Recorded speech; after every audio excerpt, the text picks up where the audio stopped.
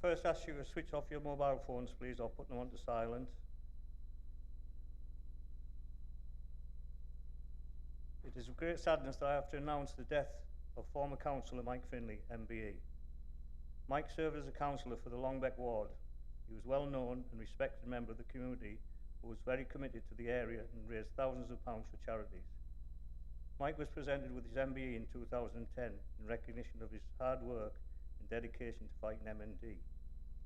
He was also awarded the Freedom of the Borough of Redcar and Cleveland in March 2012 in recognition of his outstanding contribution to the community of Redcar and Cleveland. Mike will be fondly remembered by everyone who came into contact with him. Our thoughts are with his family and friends. Would members please join me in a minute's silence as a mark of respect?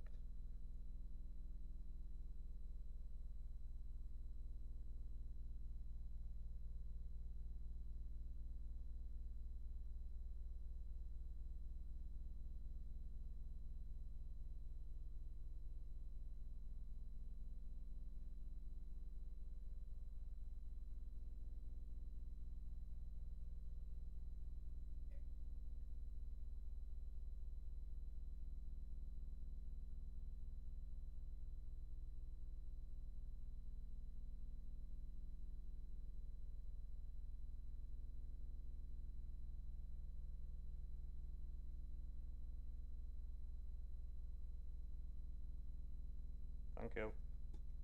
Please remain standing for prayers, please. Let us pray. Almighty God, you are the source of all good desires, all right judgments, and all just works. Give to your servants gathered here wisdom to decide rightly for the good of all, for the support of the vulnerable and weak, that the peace and justice of your eternal kingdom may be known throughout this, our borough of Redcar and Cleveland. Bless now the workings of this meeting, the officers of the council, Elizabeth our Queen, and through them your will may be done. We ask for consolation for family and friends, our departed councillor, in the name of Jesus our Lord and Saviour. Amen. Thank you. Please be seated.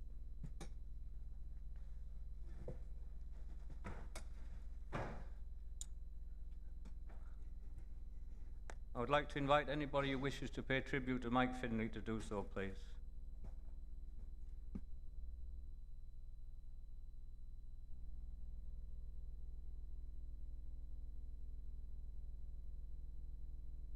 Councillor King. Thank you, Mr. Mayor. I just want to pay a brief tribute to Councillor Mike Finlay, who was a huge support to me when I became a new councillor in St Germains, and he was in the nearby ward of Longbeck. We worked together on several things. He always gave me great help, support and advice, and he was instrumental in setting up the Mask Community Partnership, which is now a thriving and wonderful part of Mask, which would never have been started without his insight into what was needed in our village. My thoughts are with Judith and the rest of the family, and I'd like to pay respect to everything he helped not only myself with, but other members of this council, and the great work he did within the borough. Thank you. Councillor Arnigan. Thank you, Mr. Mayor. Mike and I have been great friends over the last 16 years. He's been a mentor, as well as giving advice when I got stuck with things. I will miss him greatly. We saw him a few weeks before when he was in hospital, and I rather expected that he would have been quite poorly. He was not. He was his usual jolly self and still giving advice out there. Mike was a honest gentleman, well respected. At his funeral that we attended in Mask, some of his friends had come up from London, and we got a history of Mike as a boy, growing up and as a young man. It would seem that Mike, even from that early age, organised everything. Football matches, he was involved in everything within the community down there. I will miss him greatly, as I'm sure a lot of people will. And I have sent my condolences to Judith, and I will be keeping in touch with Judith. I think it's a harder time after the funeral than it was prior, but he will be greatly missed, and I am greatly saddened that he's not with us today. Thank you, Councillor Lanigan. Councillor Carl Quartermain. Thank you, Mr. Mayor. I didn't know Mike as well as perhaps some of the other members in this room. My time with him was occasional but always respectful. And through our conversations, it was always clear that Mike was very interested in the function of local government and politics in general, and was well schooled on these subjects. He was a dedicated family man, and he was dedicated to his charity Mind, to which he raised many thousands of pounds. He was very brave and continued with public life for as long as he possibly could, a true inspiration to us all, and especially to those suffering similar conditions. On behalf of the Labour Group, our thoughts, our love, and our condolences go out to Mike's family. Thank you. Councillor Philip Thompson.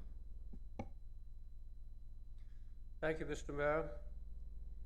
Those of us who knew Mike will continue to have very fond memories of him for many, many years to come. He was a man of trades union background. He advised us of that frequently, and we did not have an opportunity to forget it.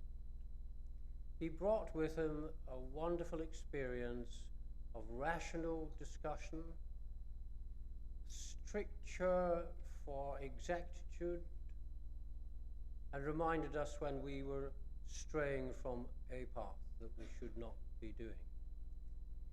So I will think of Mike as a man who, despite his infirmity, continued to serve his community.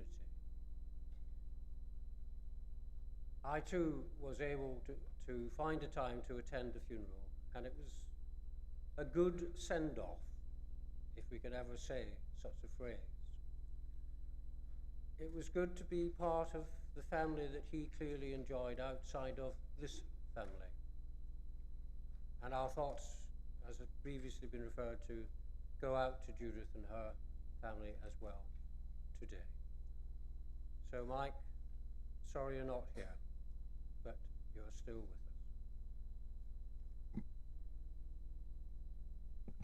Thank you. Councillor Neil Baldwin. Thank you, Mr. Mayor. I'd just like to say a few words on behalf of the independent group. I think it's fair to say that Councillor Mike Findlay was highly respected by both independent councillors and parties alike. Mike was hugely respected by the community for his work as a councillor and for his charity work for MND. Mike always conducted himself with dignity, humility and class. I think if we, as councillors, ever needed someone to look at as a role model, we don't need to look much further than ex-councillor, former mayor, MBE, Mike Findlay. Thank you. Councillor Bill Clark. Thank you, Mr. Mayor. I had the honour and privilege to sit next to Mike for the last 4 years, and at times when it used to get a bit fraught in here politically and get very, very serious, I'll tell you what a sense of humour Mike had. I won't tell you some of the things that he would say, of course, but I can tell you it made me laugh and it was getting a bit serious in here. And what a determined example of somebody who wouldn't let his incapacity let him down. What a terrific person, someone who we could all look up to, and I just overwhelmed. You know, I'm sorry when he died. I couldn't attend his funeral. I was in James Cook University Hospital myself, and I apologise for that. But Mike epitomises, I would hope, what everybody would strive to achieve in this chamber. So I'll miss him immensely, because it was funny the last 4 years with him, and I'm sure he would have stood and got in again, but I'd just like to pay this tribute to him and the whole of his backroom staff, who I know nothing at all about, but enabled him to be able to come forward, represent his community, and represent everything about himself as well, and he did it to such of the highest standards. Thank you, Mr. Mayor. Thank you. Councillor Barry Hunt. Thank you, Mr. Mayor. I'll echo what everybody has said about Mike. He was, you know, I mean, to me, he was a good friend and gave me lots of advice. What I would like to touch on, I mean, as a politician, we all know him, but as a small-time fundraiser myself, I just would like to praise him for all the work he did to help a lot of other people whilst in his condition. And he raised so much money and helped so many people. So I would just like to, short and sweet, rest in peace, Mike. Well loved, well missed, and I certainly do miss him. So thank you, Mr. Mayor. Thank you. Councillor Villiers. Yes, thank you, Mr. Mayor. I first met Mike in 2007 when I was first elected as a councillor, and I can only add, well, I can't add there to what's already been said in this chamber. Mike Finley, he was, and it doesn't matter which side that you represented in this chamber, Mike Finley was the role model. He was the role model. And it didn't matter whether you were with his political views or not. In this chamber and as a councillor, he was always there to give you unbiased advice. It was with sadness that many of us watched Mike over the years and his condition deteriorating. Again, I can only add to send my condolences there to Judith and the family and his friends. On a lighter note, Chair, I only have one criticism of Mike. He was a Fulham supporter. Thank you. Thank you. Thank you all councillors for the tributes to Mike. I knew Mike since 1981. He was an inspiration to me. I followed him into the union, I followed him into the council, and he's the one why I'm sitting here today. I can't speak highly enough of him. I know you all love him, miss him, but we've got to go on and let's look after his family and think of them. Thank you.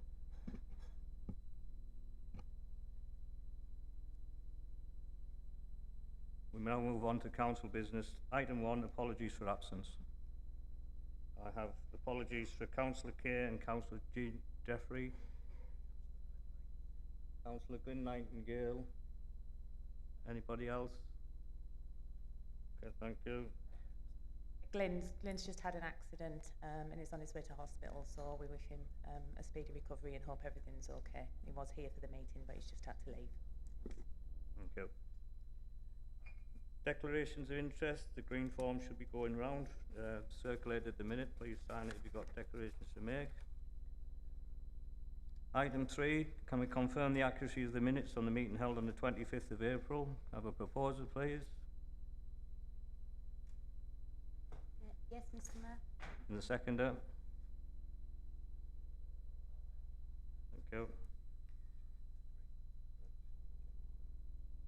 Is that all agreed the minutes are correct? Take that as a yes. Announcements from the Mayor. I would like to thank everybody who was involved in the Armed Forces Day on Redcar High Street. It was a lovely day and well supported by the public. My thanks go to the British Legion and the officers that helped to organise the event, and thanks to the council who attended to support it. As I say, it was a grand day, the weather was fine, it brought the crowds into Redcar, which is what all about. Announcements from the leader. Sorry, Mr. Mayor, I was miles away. Just to bring you up to date as to where we are. First of all, British Steel. The main focus, of course, that you're all aware of, and I'm sure you've seen things flitting backwards and forwards in the press, is to secure a buyer, and this is for the whole of the business. This Business Secretary of State has established a national response group, which includes the local MPs and the Mayor at the Tees Valley, and Paul Booth. And I have attended a great deal of these meetings. Various reports that you've actually seen in the press last week have made assumptions that there is going to be an extended deadline, and these keep popping up every week or every couple of days. What we're doing at the moment, the Secretary of State, it has been held open. At the moment, we've got to make sure that we've got all the bidders in. We are expecting that there will be an announcement. Now it looks as if it's going to be the middle of August.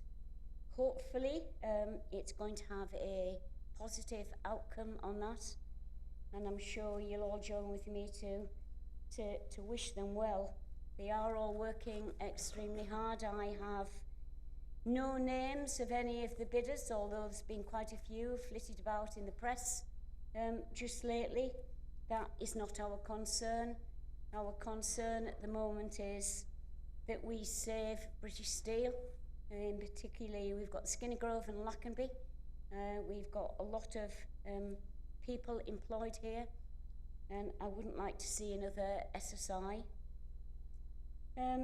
Since I became leader of the council in May, it's been extremely busy, and I've been representing the borough on a number of fronts. Earlier this month, myself, Councillor King and Councillor Davis and John Sampson were down in Bournemouth for the LGA Association annual conference. It was a good chance down at the conference to come together, to meet other leaders from all over the UK. Government ministers were there that we got a chance to have a chat with. We were sharing best practice down there.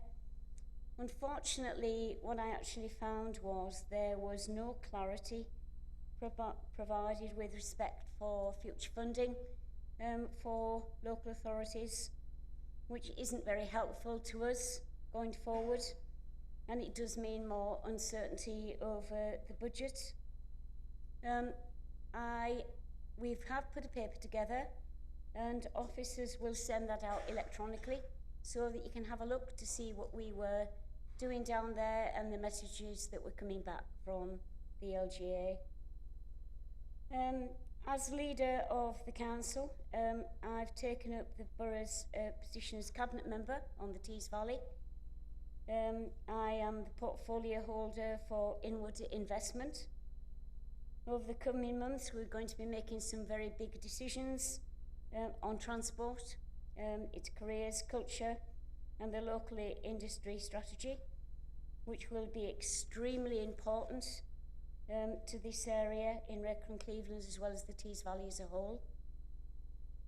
Work is continuing at a very fast pace on the South Tees Development Corporation to bring that area back into use, hoping to create thousands of jobs and high quality jobs at that.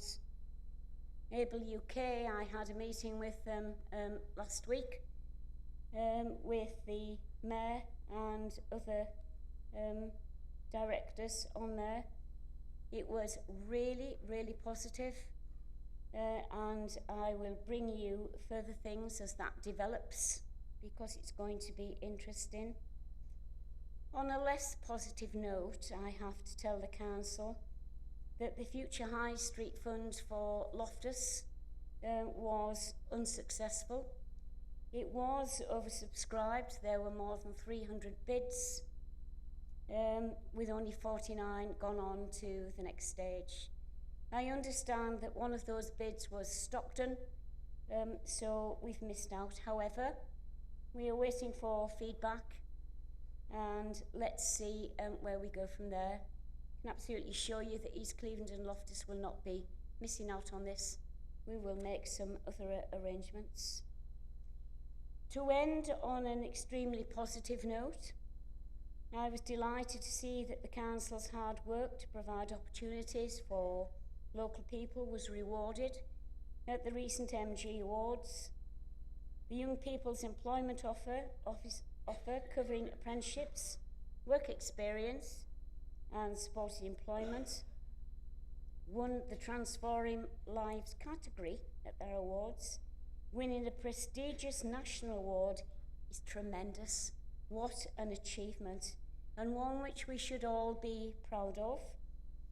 Mr. Mayor, I have Vicky Smith, Emma Russell and Amanda Olivan Hill to present the MG Award for Transforming Lives, if you'll receive that. Thank you, Mr. Mayor. Would you like to come forward, please? Thank you.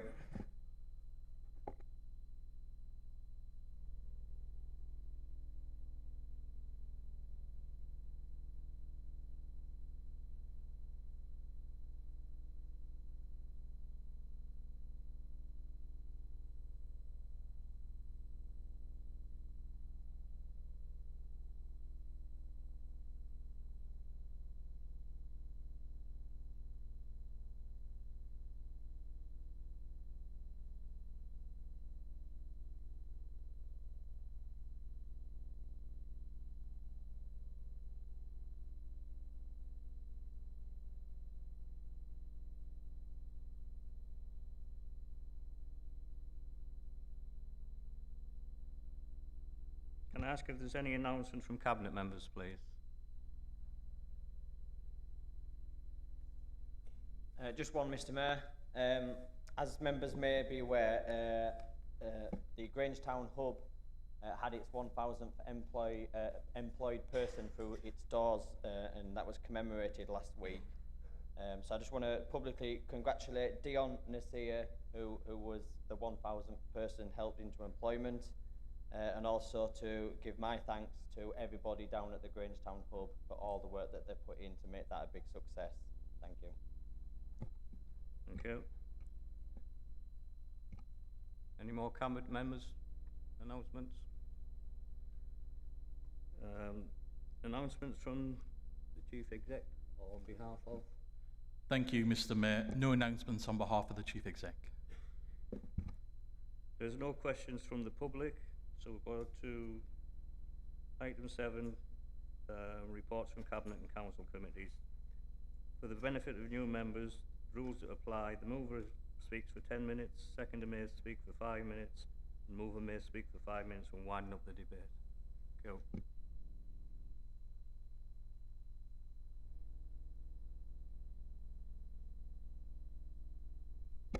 Councillor Barnes. Thank you.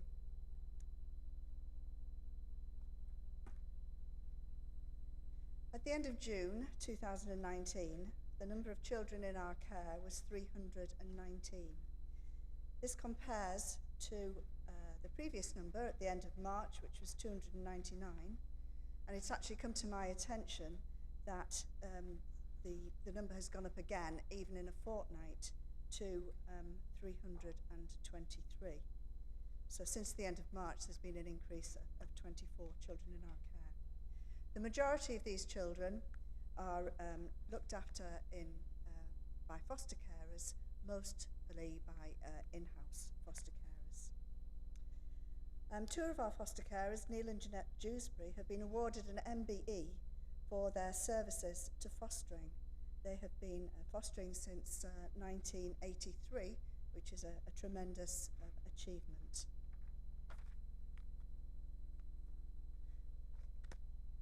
As stated, the number of children in our care continues to increase, as does the complexity of the work with them. We are working with colleagues in housing to improve services for our older young people who are moving out of care into semi-independent living, and also working to improve the overall health of children in our care with the specialist health nurse who has developed a new initiative called Fresh Start, which is a 5-session programme which is aimed at children leaving care, i.e. 16 to 17-year-olds. On Tuesday the 17th of May, there was a promotional event at Tuned In for children and young people who might be interested in joining the Children in Our Care Council. As members of the Have Their Say group, they would be involved to work alongside officers to plan the 2019 Achievement Awards for Children in Our Care and care leavers. This is scheduled for the 1st of November and will be held at Saltburn Learning Campus. Nearly a quarter of the children in our care are placed in schools or academies which are graded less than good. The virtual schools policy, placement policy, remains that they will place young people in good or better schools where possible. But obviously it is not feasible that 53 children should be removed from their existing placements merely because the grading of the school has altered. And also, of course, they're very settled in those places. However, where it's appropriate, then these children, or some of these children, would be moved. In Redcar Cleveland, 63% of the children in our care are placed locally. In year 11, we anticipate that 33%, which is 7 of the year of the cohort, are on target to achieve 4 or more GCSEs, including English and Maths. This is very pleasing because the percentage has nearly doubled, although obviously we are speaking about very low numbers. If you look at the table on paragraph 4.3, you'll see the anticipated grades of these students. And in addition to that, 20 children, or 95% of the cohort, are predicted to achieve accredited qualifications at the end of Key Stage 4.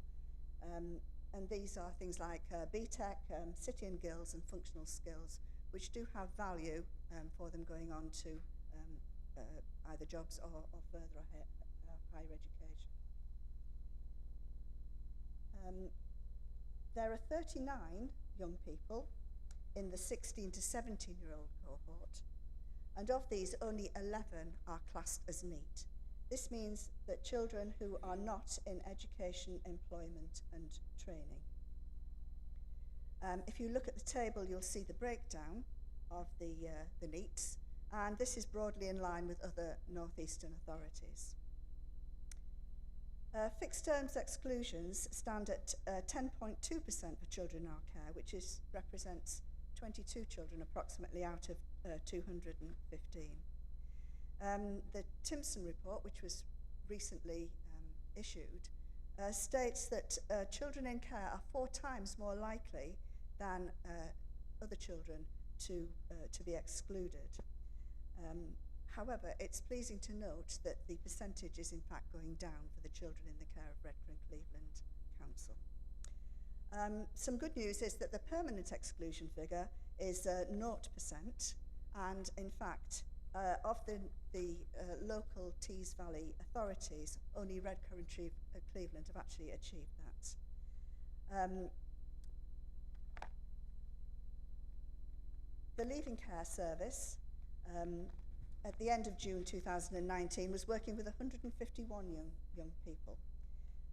They work closely with a variety of partners, including the Regional Care Forum, the Regional Accommodation Forum, and the North East Children in Care Council. We do have a dedicated career advisor based within the Leaving Care team for 1 day a week, and we have a pledge to our children in care to support them with their potential and future. In this regard, we have 5 care leavers who currently have an apprenticeship with Redcar and Cleveland Borough Council. And if you look at 6.2, you'll see that there are various other examples of successes. One that's particularly pleasing is that a young person who has successfully completed her first year law degree, and she will be placed with Signet over the summer for some paid employment. It's very important that young care leavers don't face social isolation, and with a view to this, there are several groups which are created, including the Independent Living and Cookery Group and the Mother and Baby Group. Learning Curve offers a variety of courses, including health and social care through to engineering and business management. There are 12 unaccompanied asylum-seeking children in our care, and we provide leaving care services to another 11 care leavers. We work closely with North East Migration Partnership as part of the Council's pledge to resettle children who are facing persecution or death, and in fact 2 young people from Niger have in fact now been come to the borough.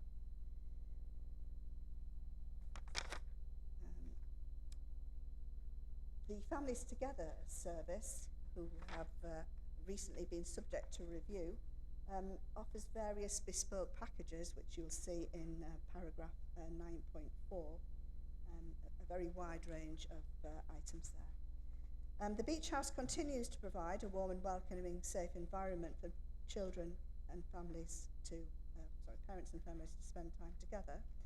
And as previously mentioned, there's been an increase in referrals, which is again directly linked to the number of children coming into care. Healthy eating is promoted with the local supermarkets donating fruit, which is a nice thing to hear. As at the 30th of June, there were 18 children and young people open to the VEMT practitioner group. This is vulnerable, exploited, Councillor Barnes, I'll just remind you, you've got 1 more minute left. Thank you. Missing and trafficked children. It's recognised nationally that the number of children being criminally exploited is increasing by county lines, and these are gangs and organised crime networks who groom and exploit children to sell drugs, and often they are made to travel across counties, and they use dedicated mobile phone lines to supply drugs. Just finally to say that the T-Strategic VMT group is now a task and finish group has been created by Cleveland Police, which will include the items shown in 11.4. Thank you. Thank you, Councillor Barnes. Could I have a seconder for that report, please? Thank you.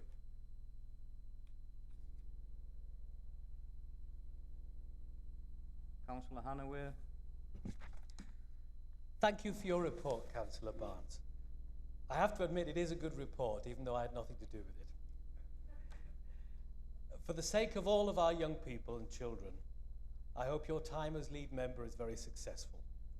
I did my best with it. Later in this meeting, my friend, Councillor Watts, would have asked Councillor Nightingale, who I hope is okay, about the overspend in children's services. Now, in reality, this so-called overspend is caused only by the council meeting its statutory obligations to our children at a time of hugely reduced funding and hugely increased demand for our services. A couple of years ago, I was shocked to discover that 1 in 100 of all the children in the borough is now a child in our care, but now it's 1 in 85. The recent investigation into spending in the Children's and Families Directorate produced nothing that the staff weren't already doing. And of course, you could cut the non-statutory services if you want, as Councillor Watts asks, but that means the youth service and the children's centres. And obviously the Labour group and residents as well would have a lot to say about that. So I will never ask you about an overspend in children's services.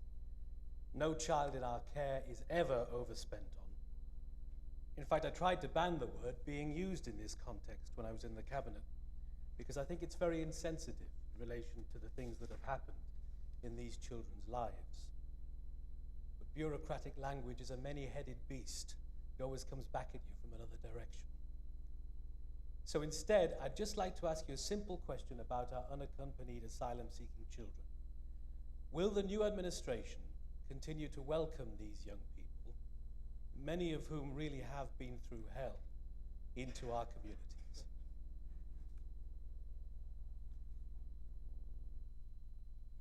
Councillor Quartermain. Thank you. Councillor Barnes, thank you for your report, and straight away, straight in the deep end, first council, first report, and thank you for that. I've got a couple of moot points and a couple of questions. Firstly, regarding children in our care figures, when I first read when I first read through the number of children in our care on paragraph 2.2 on page 7, the breakdown didn't really add up. The total, rather than being 319, came to 561. However, I quickly realised that the 228 in foster care added up to the two figures below, 155 and 73. However, even with this correction, there's still 14 children more than the 319. So I'm just not sure what has happened there, but it's something to look at. And at paragraph 4.1 on page 9, the percentage figure provides a number of pupils, 53, which you spoke about, and this percentage relates to that, which is, and the numbers are helpful. But then 4.2 and over the page on 4.3, it doesn't do that. 4.4 it does again, and then 4.5. Again, it's just percentage figures. It just makes it difficult to appreciate the human numbers involved. 4.5 is a particularly tough read, where it says exclusions stand at 10.2%, 6.1% lower than 2017, or 16.3%, also lower for all pupils, which was 11.6%. You get my point. It's really kind of hard to understand what that really means. As I say, I think they're moot points, but in this type of report, I think numbers would be more preferable and perhaps more sensitive when it comes to that human side. Going back to paragraph 3.2 on page 8, please can you tell us how you will improve the housing service for care leavers? And finally, regarding the beach house on page 14, 10.1 paragraph. This is a fantastic service which is in my ward, Cotham, on Victoria Terrace. It does some great work bringing families together. However, the increase in numbers has created parking issues outside the facility. I've received a number of complaints now. Can you please have a look into this and determine a solution that supports the families using that facility, but also the residents that live on those streets? Thank you. Thank you. Councillor Dr. Jackson. Thank you, Mr. Mayor. Great first report. I've just got a question to ask about 4.1, which is what we do with our pupils who are not in good or outstanding schools. I totally understand what you're saying about we wouldn't move them from in a secondary school where they're settled and they're achieving, etc. But what happens if they're in year 6 and they're moving into year 7 and the judgment has changed? I'm thinking particularly of Lawrence Jackson, who got the Ofsted judgment, went down in February. Have we had a position where we were planning to send a year 6 child to a certain school and we've had to change our minds and redirect them somewhere else?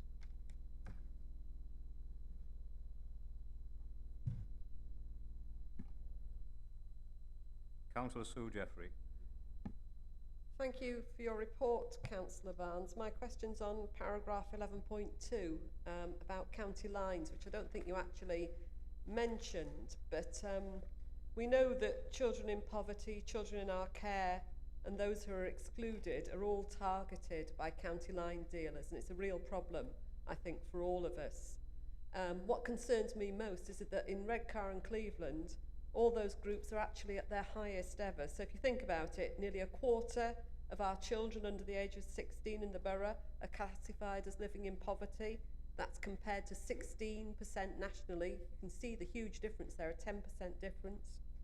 Schools in Redcar and Cleveland come out third in relation to fixed period exclusion rates in local authorities in England. And you've just told us that the number of children in our care has gone up to 323. So we have a large number of children that fall into the categories of people who are most vulnerable in relation to the county lines activities. I wonder, could you tell me please how many children in Redcar and Cleveland have been victims of county lines activities and what we are doing to support them? Thank you. Thank you. Councillor Corley.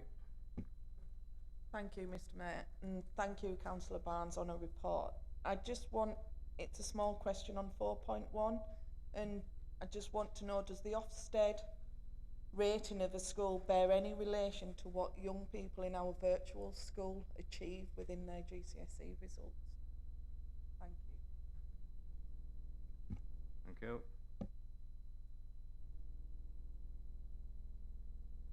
Councillor Barnes, please, can you sum up?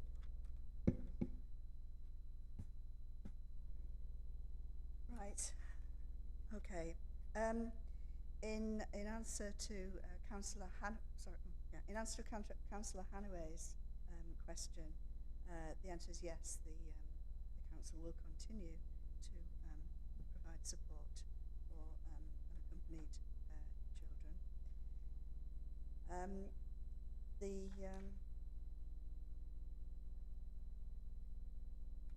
In answer to Councillor Quatermain, I will check the figures. In fact, I agree with you in terms of the percentages, and I actually had translated a number of the percentages into figures because I agree that they are easier to understand. And in future, I will make sure that they are presented in numbers rather than percentages.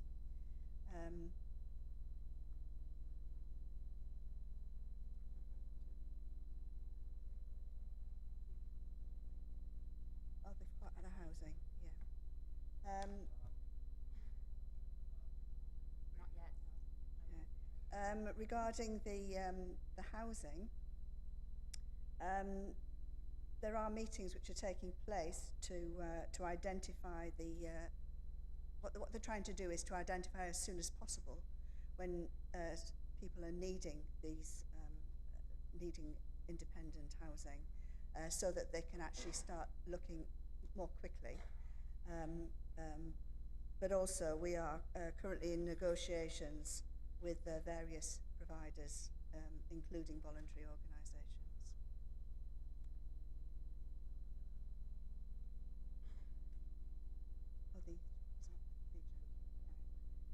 Sorry.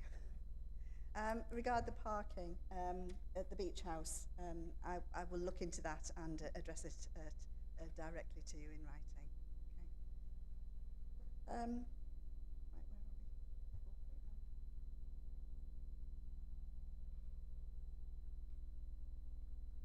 we? Yes.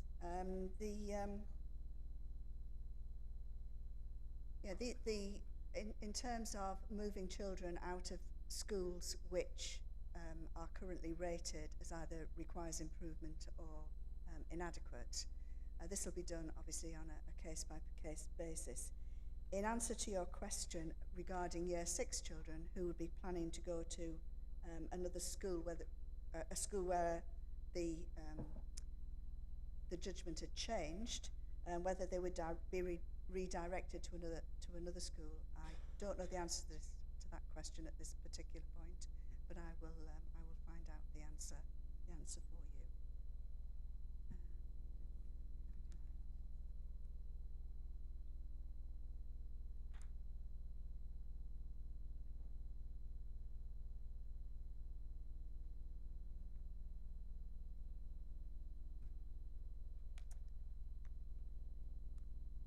regarding the county lines, I have been given the overall national figures, but I don't have the figures for the local area. However, I will endeavour to find that out for you.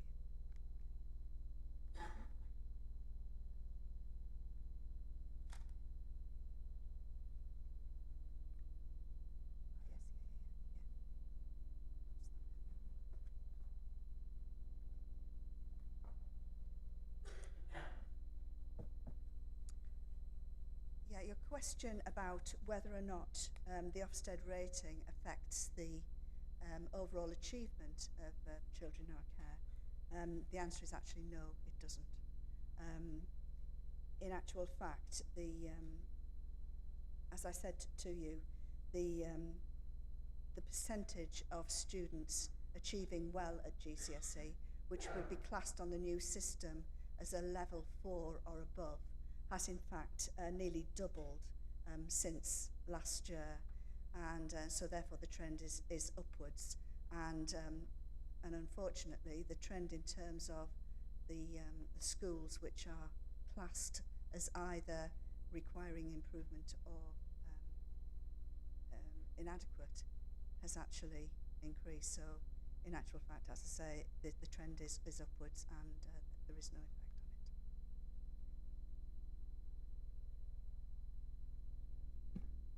Thank you for your report, Councillor Barnes, and well done. I know it's a little bit daunting to start with, but we all started out like you, so don't worry about it. We move on to... Right, can we just agree the report, please? Thank you. We move on to item 8, to receive report from the Cabinet Member for Neighbourhoods and Environment. Question and answer, Councillor Hunt. Thank you, Mr. Mayor. Feel a bit like Daniel in the lion's den. But having said that, I've pulled a few lion's tails in my time, so I'm not.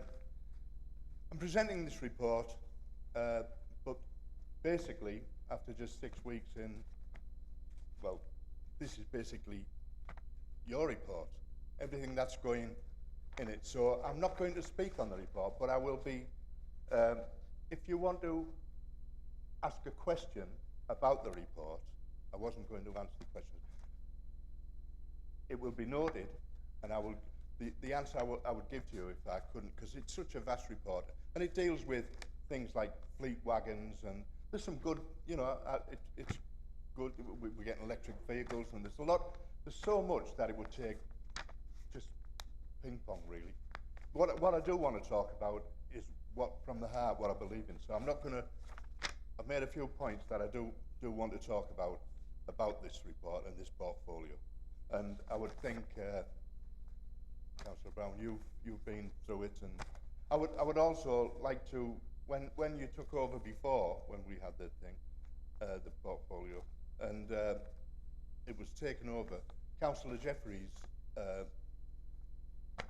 asked me if I would still be advising on help with the dog fouling and such like, and I really appreciated that, and it worked well, and I would like to offer the same respect to the, if you have things that you have done that we can talk about, I would love to sit and talk, and for the better of the borough, I would like to do that, and that would, I think that works for everybody if you can get on, because at the end of the day, all we're bothered about together is your own wards and your own people, and we all have the same problems. So I'll just go through a couple of points. I might duck off every now and then because that's me. Right, as this is my first report as a portfolio for neighbourhoods and environment, I would like to start by acknowledging the work that's gone into the report from the councillors and the officers, and as far as I'm concerned, thank the service people, everybody that we work with, everybody tries to do the best. So the portfolio includes servicing, you know, when you say council, it's refuse collection, grass cutting, highways, maintenance, street lighting, area maintenance and enforcement, to name just a few. The hard part of this portfolio is its visual. So everybody sees when the grass is not cut and when the bins aren't thing. So it's quite an extensive job to try and keep on top of it. So I've circulated a written report that looks back over the last year. That's what I said I wouldn't go into talking about. The key points, really. Redcar and Cleveland is the largest of the Tees Valley local authority areas by geography. And as we know, we have very diverse borough and our residents and businesses have very diverse needs. Meeting these needs is an ongoing challenge, and the new administration is absolutely committed to ensuring our neighbourhood services are meeting local needs. And I believe in that strongly, because I would like to go back to basics on a lot of things, because at the end of the day, the people who pay the taxes are the people that count, and if we aren't giving the service they should be getting, it's all us that are getting in the necks off them. So my big priority is looking how to do better and look into the past, and as I say, talk to the other councillors. I'm therefore in the process of reviewing progress and performances across the borough to ensure we are getting the best basic right. I will be keen to talk to members across the various political parties and across the borough to hear about local priorities, where we are getting it right and where there is an opportunity for improvement. Although, with almost 10 years of austerity behind us, we must be realistic about our budgets, resources, and things we can change. Going back to basics again on some. In many areas, I believe we are delivering excellent services, and we can't be, we can be very proud of our clean and beautiful borough. It's up to us to keep it clean and beautiful, but that is our priority. I mean, it is a beautiful area, coastal area, everything. I feel there's a lot to look into in the high streets and such like. I chaired my first meeting yesterday of the safety partnership, and I found that very interesting because it brought into a lot of things, and I asked a few questions about high streets, the violence and things in the high streets, and I asked a lot about the shoplifting because it's not being addressed, and I worry for, say up in my ward, there's a lot of shoplifting going on, and the people are frightened, the staff are frightened. There's no police comes to it, and I worry about the staff. And I think that the police council and the shop owners, we should be looking into things like that. But it's not just Redcar High Street; it's Gisborough High Street, Loftus High Street. There's a lot of crime going on, and it is on the up. It's no good saying, no, we're dealing with this, but it's not. We're still getting more and more crime, and we're worried about the knife crime and such. So that was just from yesterday. And also, I couldn't believe it when the chief superintendent said most of the policemen's times are taken up with missing children. There's one offender in, I can't mention anything, but there's one offender in Gisborough. She goes missing every day, and the police have to go look for her. We know where she's gone. So, it's things like that that's got to be looked into. Looking ahead to the coming year, we must work within the budgets available, obviously, and there will be difficult choices to be made, but we will begin by providing an environmental strategy. I mean, I'm saying words that we all know, really. I'm moving on a little bit. A key part of the strategy is the carbon footprint that we've set, which also go back to the last administration, buying the electric vans. So we're looking at reaching our target 2030.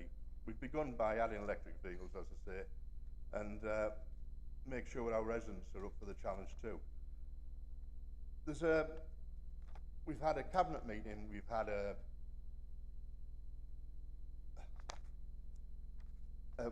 we had the scrutiny committee, and I would just like to say one thing that came out of that was a report, Gazette reported about the bins. Well, I would just like to say that on our watch. When we first made a partnership with the Liberal Democrats, it was one of the things that we discussed and that we would not agree with, and I believe that's your feelings as well. So, working together on that, we go back to look at things. There's always solutions, but that wasn't one of them. And so, I would just like to say that is a no-no. So, I hope that satisfies you in that respect. Street lighting, there's a scheme already underway, and again, this would be yours. 15,000 lanterns across the borough. Once completed, this will more than half our carbon emissions from street lighting and save nearly £500,000 each year. So that's a good plus. Waste is a topic that affects everyone in the borough, and I'll be working with officers to make sure our residents get the services that they need. Since Cabinet approved the outline business case for the Tees Valley Waste project, officers have been working to procure the contract and will deal with the waste we can't recycle until 2050. I won't even be here. 2050. 1 minute, I might Councillor. not even be here next week.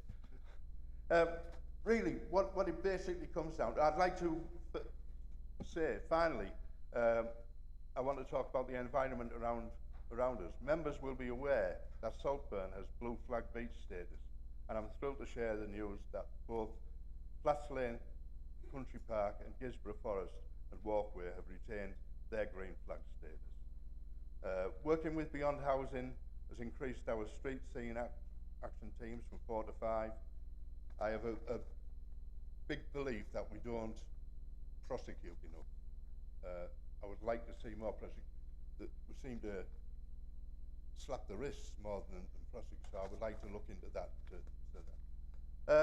At the end of the day, our environment is most important assets. We take care of it, it looks after itself. So I'm going to end with thanking the last administration for the work they've put in and thanking the officers for the report. I hope that I respect that you all have questions to answer. I hope you respect that it's been 6 weeks. There's not a lot I can answer, and I will say, ask the questions, please, but I will say, I will get back to you, and I will make sure that I get back to you, and I make an offer to go to every ward for every councillor to meet you with an officer and talk to you and see what see on the ground, because again, it's the people that pay the council taxes that count, and that's what I'm bothered about. And it's the important things like the bins, the grass cutting, and if we can put it right, we all should work together to do that, and I would like to see that happen. So basically, that's my report. I don't feel too much like Daniel in the lion's den at the moment, but thank you for the, and I'll try to answer questions, but please believe me when I say back to you, Lucy's taking the things, we can get back to you and right, and I will try to answer every single question. So, be kind. Thank you. Thank you, Councillor Hunt. Councillor Brown.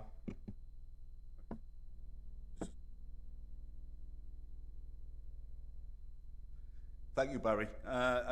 Just from a personal note, the way you've presented that report to the council is testament to the man you are, and I've got the utmost confidence in your ability to carry the portfolio on, and the report commits to a lot of the hard work of the last administration, and thank you very much for taking that into account in the way you've presented today. With that in mind, I'm going to be very brief because I'm already late to pick my daughter up from school, and also again, you're only new to the role, so I know I appreciate you sort of learning on your feet, and I won't go too in depth with the questions. So just a couple, Barry. First, the reduction in recycling rates and the increase in fly tipping is alarming for us all across the borough, especially at a time when we've just committed to climate change and the single-use plastics, what all the local businesses are embracing, and it's fantastic to see. In my time in your role, a lot of residents approached me about the Warrenby Recycling Centre and whether or not closing it had been the right decision. Now, I started the conversation with officers early this year. All I ask today is that you make a commitment to carry on looking at the business case to reopen Warrenby Recycling Centre, and if we can have a meeting between ourselves and senior officers to have a look at a potential business case for this. That's all I ask on that.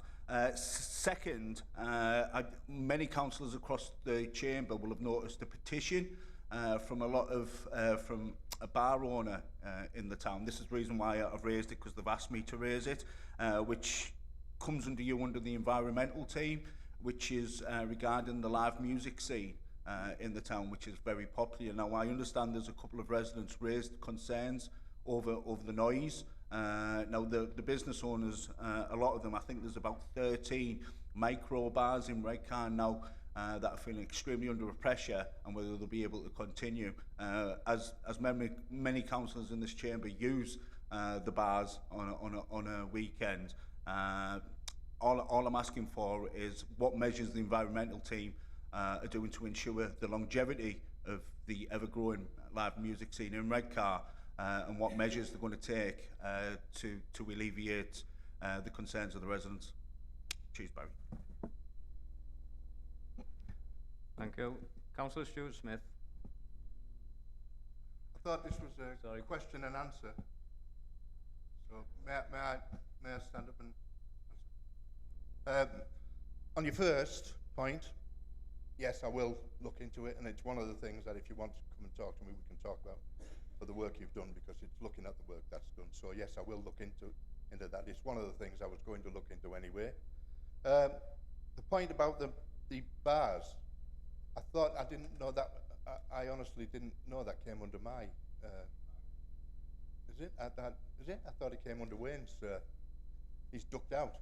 So I wasn't prepared for that, but I will certainly go back, because it's a big thing. And at the end of the day, it's nice to see some area working. You know, it's becoming an area that people are going to. I know my own wife, when they come to Redcar, they came away and went to that area first, and ended up in the Beacon with the cocktail bar at the bottom. Spent too much money, but that's so I certainly will look into that. And now that I don't know if it is. But yeah, I'll talk anyway. So have confidence that I will look into that, and I think we should try to get a result on it. So yes, so I will do. Thank you. And now Councillor Stuart Smith. Thank you, Mr. Mayor. Thank you, Barry, for your report. A couple of things I want to bring up, please. I'm pleased that Flats Lane and Gisborough Walkway have obtained the green flag. I do recall that Saltburn Valley Gardens was once the holder of a green flag, which unfortunately we weren't successful last year. So I presume, and I'm only presuming, that we weren't entered for that award this year, which, if that's the case, I'm very saddened about, and I would hope that in the future we would strive and try and gain that award again for the Valley Gardens. Another point is I want to bring up the wildflower areas under the biodiversity. They are very popular. I've had ward residents contact me about them, but they were originally planned for 4 years, I understand, and as a cost-saving project, because obviously we don't have to do grass cutting, we don't have to do road closures, but it appears that they only seem to be lasting for 1 year. And I don't know whether that is due to lack of maintenance. You do have to maintain wildflower beds, you just can't leave them. And it seems after the 2nd year, they seem to be full of weeds, nettles, and I've noticed on some of the roundabouts, we've just cut back this year. I just want to ask, is it creating the savings that we expected, and are we going to continue with this project? And finally, you mentioned in your report that the successes of the In Bloom It's very sad this year that Saltburn in Bloom are the only local community group that are entering the Northumbrian Bloom. We're down to one entry. So that is very sad. And whilst I'm on my feet, you may want to make comment and wish us well, because on the 24th, it's Northumbria in Bloom judging for Saltburn in Bloom, and on the 1st of August, we are representing Northumbria in Bloom in the RHS Britain in Bloom competition, both under the Coastal Awards. So, thank you very much indeed. Right, Councillor Smith, I can, as this was one of my things, I'd written a few things, because it's one of my bugbearers at the moment, because driving home, some of the roundabouts, they looked fantastic, and especially up your area, Dormanstown, that bit to the ICI roundabout looked fantastic, down the middle and everything. So I'm a great lover of them, and I think years ago we were looking at this. I was a bit concerned coming out of Mask and going to Saltburn and seeing the state that with the thistles, but apparently it's after every 2 years you've got to redo them. But I would like to see a lot more wildflowering, and I think we've got to stick at it. And they've just wildflowered all the roundabouts up in East Cleveland area, so they haven't come up yet, and I suppose they'll look fantastic the first year.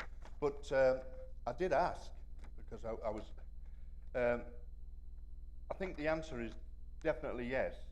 It has been really well received, saves money and maintenance, is brilliant for wildlife and biodiversity, and also improves safety as we are putting staff on high-speed roads less. We need to tweak it and look at locations and suitability. I'm not quite sure if the soils and things have, but it definitely needs looked at, but I would like to progress and improve it, and hope that we successfully have wildflowering right throughout the year. I mean, Hartlepool's been doing it for a long time, and it looks fabulous when you go into there. So, Councillor Smith, I will certainly be looking into it, and it looks like the costs, I think, from what I asked, is reflected in what we're going to do in the future. I would like to wish you well in Northumbria. I mean, you always put out a good show anyway, no matter what, whether it's in a competition or not. Saltburn should always be praised for what they do. And I walked down the Valley Gardens with you the other day, and the Valley Gardens used to be a jewel in the crown. They're a bit, not shabby, but they're not as good as I think they could be. And a lot of it now is to do with the health and safety of grass cutting and things like that. They leave things because of the health and safety, and there's a lot of, but I'm sure that we can give you all the help we can in the future, and hope that satisfies you. Councillor Corley. Thank you, Barry, for a good report. I'm glad to hear regarding the waste and the green waste charges and the frequency that you've changed. I'd just like the reassurance that that timescales for the full administration. And as you mentioned numerous times within the report, austerity measures and how bad that is at the moment. Our residents can't afford more fees.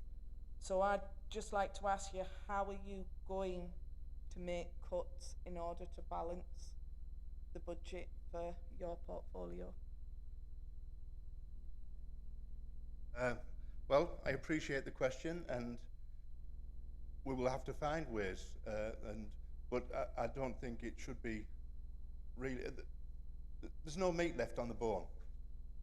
You know, I mean, whatever, there's no meat left on the bone, so whatever we try, we just have to try and find. And at the end of the day, not too much at the taxpayers' expense. We've got to look into it, and as I said, I'll be quite happy to come and look, and we're too early into the administration to give you a direct answer, but I will make that promise that we will try, because I believe in the basics again. So we will have to look, and again, we've had 10 years of it, and Well, hopefully it'll get better, but I'll give you that promise, and if that will satisfy your question, is that all right with you? Thank you. Councillor Carl Quartermain. Thank you. And thank you, Councillor Hunt, for your excellent report and gladiatorial performance. I've got a few points, and actually picking on the wildflower, I did actually tell the neighbourhood department to cut them back twice, because my sister works down in Plymouth County Council doing exactly the same job, doing wildflowers, and she tends to know about these things. So perhaps next time, if you cut them back twice, you get a better blue, apparently. Okay. So first, in the report, it touches on the big spring clean at paragraph 4.1 on page 19, and Little Pick events in partnership with communities. And you all know that Friends of Redcar are one of these that we spend a lot of time on the beach, and indeed you've joined us on our Little Picks as well in the marshes, for instance. Our environment and our climate is very important, and our focus has been lobbying the government to remove single-use plastics from production. You may have seen Friends of Redcar recently in the press, and I'm very pleased to announce to this council that Redcar joined Saltburn and Mask in being awarded plastic-free status by the Surfers Against Sewage's national initiative. This has largely been down to the work by, and she's going to hate me for saying it, but Councillor Leah Quartermain, and in partnership with Barbara Webster of this council, and I applaud her for her work. I ask you that you recognise this achievement, and on the 22nd of September, there is a nationwide and annual Great British Beach Clean, and Fred will be holding a Little Pick on Majuba. We're going to invite numerous partners, and we want to get over 100 volunteers for that day, which we've done before, so it can be achieved. Please can you encourage Redcar and Cleveland Borough Council staff to come and join us, where we can learn about nurdles and things like that. So that'll be appreciated. And following on from the environmental theme, under 5.12 on page 21, there's a mention of community tree planting, and this is something else we've been involved with, along with allocation and distribution over the years, to find locations within Redcar. Can you please commit to more tree planting by creating a fixed scheme that sees regular planting of trees, including trees that produce fruit, in recognition of the climate emergency declaration by this council and our commitment to being carbon neutral by 2030. You mentioned community safety earlier, and we talked about high streets, and I was saddened to hear of the failed bid in Loftus, because this money goes towards our economy, our security, the greening, street scene, everything. So I'm really sorry to hear that, actually. Regarding community safety, on paragraph 7.2 on page 23, following a walkabout I arranged with the PCC and senior police, visiting businesses in Redcar that had break-ins recently, I was informed that the neighbourhood policing was being put back in place, which is good news. They were put on response, but they're coming back to our streets. And that around 100 new police were being recruited. I was wondering whether you were aware of that, and that you could share this good news and recognise that it's obviously clearly still not enough. We certainly need more to make us feel protected. And finally as well, and under 5.12 on page 21, there's a reference to the 15,000 spring bulbs and summer bulbs being planted, and under 5.10 there's a reference to the Excellent Alleygate programme. I have two issues outstanding in Cotham, which I would like support with and answers to. One relates to approximately 40 to 50 planters, unloved and unwanted, on our high street, and which I've been unsuccessfully able to pursue a management plan with this council. And the other reference is towards the to the alley gates and the priority of location.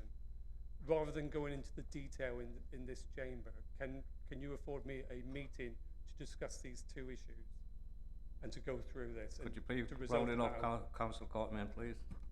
Yeah, I've finished now. And just to resolve this matter. Thank you. Right, thank you, Councillor Courtman. I haven't gone through the numbers and everything that you've quoted as the questions and the answers. Lucy will have noted all of them. I will look into every one of them. The alley gates is a big thing of mine anyway, because we've had it knocked back in our area in Carlin Howe. They didn't want it, and there's issues with it, and I just have I'm looking into it all again, so I would be quite happy to meet with you and discuss it. That's no problem with that. I just feel that a lot of the alley gates, we tend to say these are the worst areas for fly tipping and things like that. Well, as proved up in our area, it's not. It's more about prosecution, putting alley gates on the end. It's not just about putting them on the worst alley gates. It's putting them on where the people want them and where they look good. So I was looking back into that anyway, because I believe that you're putting an alley gate on either end of some streets. And one of the big things, as you know, of mine is rogue landlords. If you have a terraced street and back alleys, and you have 30 houses, and 15 of them are just people that rogue land, they'll put it out on the front street and then mind the back. It'll never change. So I just wanted to look at it and tweak it again. It's very early into the administration, but I do care about the alley gating, and I've talked to Julian, and I've got visits. I've asked him to pick 4 or 5 places to go out and have a look. I didn't realise, to be truthful, how many schemes that were going on. You know, when it was brought out to us, there was just 2 out in our way. Not many people wanted them. But I would certainly look into that. Your plastic and that, Fred have always done a good job, and I personally thank you for that. And I would personally like to go back to the council working with community groups, and I would like to go around the community centres and talk to people. But when it comes to the big things like what you were talking about, I'll be one of the first on your list to come and collect the litter with you on that day on the beach. So we'll try to do, it's well worth looking into that, because that is our future, isn't it? And I think we're making a lot of progress, aren't we? A lot of kids at school, they're all into this now, and I think the more we push it and the more we talk about it, the better, and the more we get groups like yourself that do it. And thank you. You've apparently had a lot to do with it. Have we? Are you? Well, he's saying you have. Yeah. So thank you very much, Lynn. But I will look into that, and it's another thing to be discussed. So everything you've said there and every question you've asked will be answered. And as I say, I will bring that up with the council about helping you with the litter pick and giving you recognition for it and such like. So, right, is that okay? Thank you, Councillor. We have 6 speakers to go, so I'm withdrawing the line after that. And to add insult to injury, the monitor on the clock. Sorry, it's just come back on because we were having to guess how long you've been speaking. Councillor Watts, please. Thank you, Mr. Mayor. Yes, Barry, a very good detailed report, but considering you've got a vast portfolio, and it's full of issues which are top of the normal residents' list of concerns after paying the council tax. But I sort of took over a new ward, amalgamation of my old ward and a new area, and I was immediately phone calls, emails. I had a long list of issues to do with grass verge maintenance, maintenance of our parks and open spaces, and our trees. I finally got to see the Director of Engineering last Friday with my, well, it was then 3 long lists, and we've actually agreed outcomes. But I think a couple of things came to light. One was we had a very wet spell, which obviously grass can't be cut. When they started back, it was done in a very careless fashion, certainly in my ward. Strips were missed, and it was just a mess, which I think shows inexperience of whoever was cutting it. The other problem, having had all those weeks of not being able to use the grass cutting machines, 5 of them promptly went in for repair, which suggests to me that there isn't a regular cycle of repairs for these machines. And to lose 5 in one blow made a big difference to the overall grass cutting. So again, I think that needs attention. I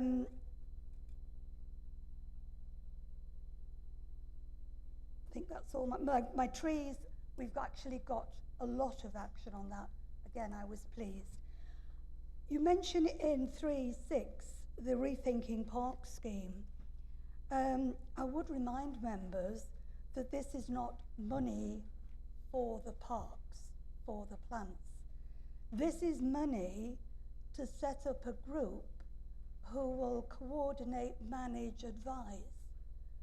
I would rather it actually went to the plants and the trees. On this, it's got Gisborough Forest and Walkway, and I keep raising this, that in fact, it's only part of Gisborough Forest, the bit by the walkway. The rest is private land leased to the Forestry Commission. I went round the Wilton site yesterday, and they were keen to tell us that the Forestry Commission bring in a lot of wood, but they believe in replanting. Well, unfortunately, not on Gisborough Forest. It is being decimated. The original plan was to reduce the conifers and leave the natural woodland, and there would be spaces of open grassland. Well, again, by accident or design, or a man that's a bit mad with a cutter, everything's been cut. Very old, mature, natural trees have gone with the rest, and there is no replanting. And I think, I keep saying this is a sad reflection, if we're trying to get carbon neutral, that we don't actually replace an area full of trees.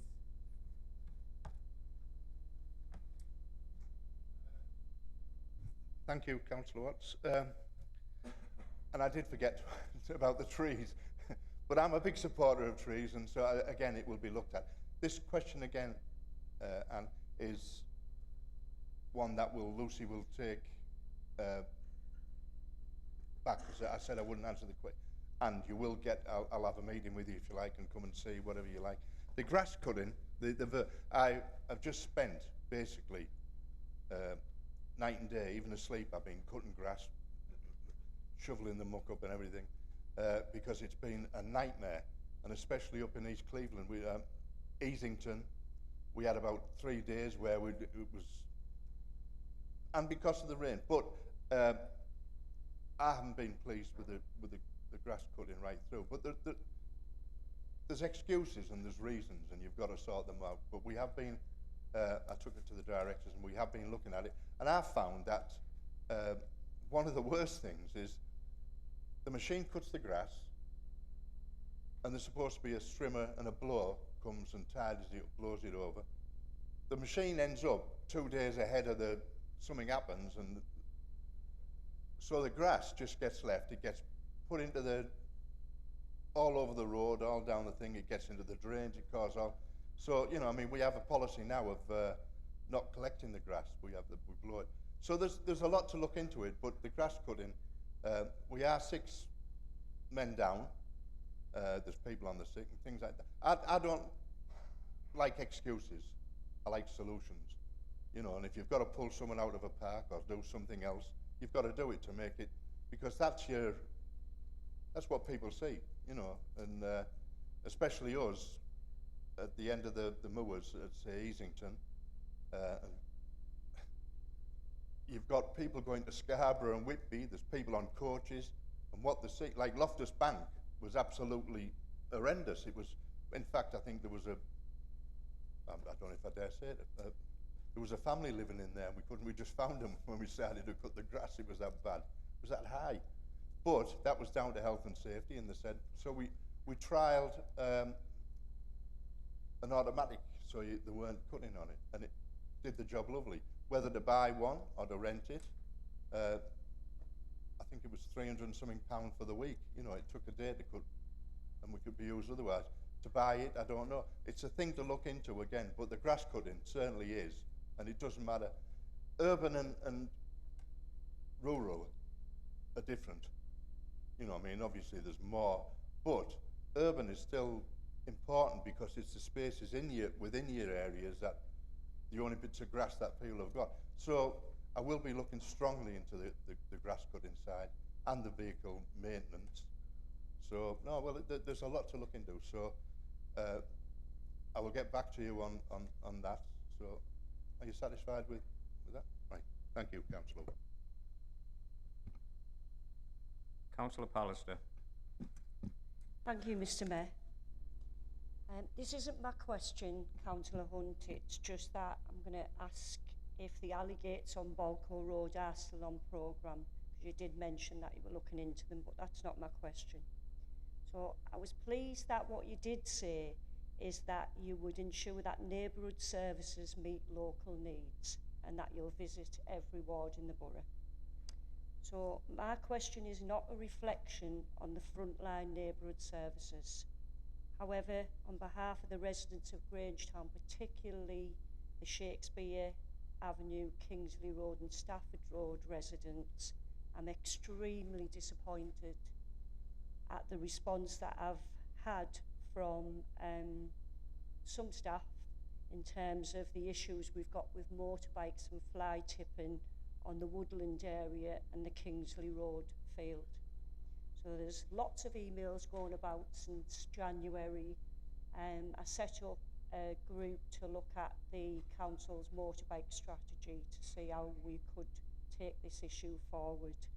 No action whatsoever, no response. The email's been to every officer at the top level of this council. So I'm now asking you, Councillor Hunt, as Cabinet Member, to take this forward. One of the emails I received was the issue went to the Community Safety Partnership, and I think it was costing $1,950 for the residents say bollards. That's what they think will make a difference. I think in the report it says rock armour, which is probably the same thing. But the Community Safety Partnership didn't feel that they could contribute to this issue. So can the Cabinet Member agree to look into this unacceptable response from officers and the Community Safety Partnership and come out and visit the site and residents of Grangetown as soon as possible? Thank you. Yes. That's it. Full stop. Yes, I will come out if you buy the coffee. So no, I will come out, see everything and talk about everything with you. And I do believe, yes, and I'll have to look through the minutes of the community safety. I'm sure there was something on motorbikes there that came into it. But there was that much in that committee yesterday. So I will certainly get back to you on that, but I will come out and see you and try to address your problems. Is that okay? Councillor Sue Jeffrey. Yeah, thank you very much indeed. First of all, because we're all experts, aren't we, Barry, on wildflowers, I'm just going to give you my two pennyworth on that. And I was with a botanist the other day there in South Bank who was looking at some of the verges. And it's really funny, you can go to a really old verge in South Bank and there's full of litter and everything else, but there's also 20 species of flowers and grasses.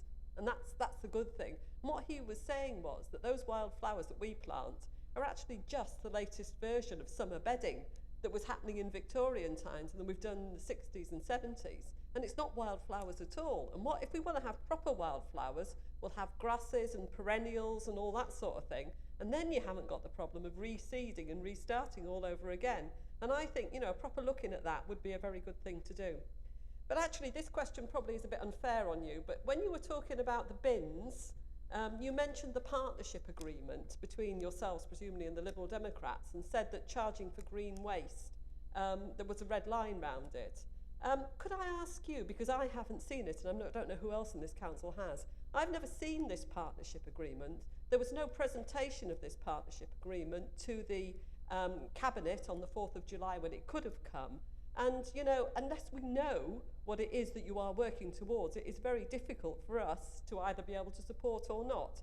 So if you've got a copy of the partnership agreement, do you think you could send it across, please? Councillor Jeffries, when I said a partnership, there was not, it was what we talked about, and not in agreement like in a document. We all decided that's what we, individually, that's how we go on. You know, so that is not a, but you can take it as said that we don't support it, as Alec didn't support it, and so it's not a document to bring to you, it's a word that I'm giving you, that we, well, it's we are a partnership. If you want to call us an alliance, you want to call us, I'm not going into the politics of it, I'm just going in to say it was, among other things, discussed that we would talk about, and we all agreed, is the word, not in document, but we all agreed to agree. So it's not an agreement to, it's how we feel, and it's the same way I backed up Alec, so I would presume that I would get the same backing up from yourselves to move forward with it. So there we go. And and the wildflowering, as you say, everything's worth looking into it because it is beautiful and it's natural, you know. And people say, oh, the grass is growing that high at some of the sides, and there's no wildflowers in it. But it's, as long as it's not on the road, it's still better green and looking nice in some areas than bad grass cutting. So I hope that's answered that question for you, is it? That I will look into the wildflowering, which I've said I would do before to Councillor Smith, and I hope this borough does carry on wildflowering and become one of the, what it is, one of the most beautiful areas in the north. All right, thank you.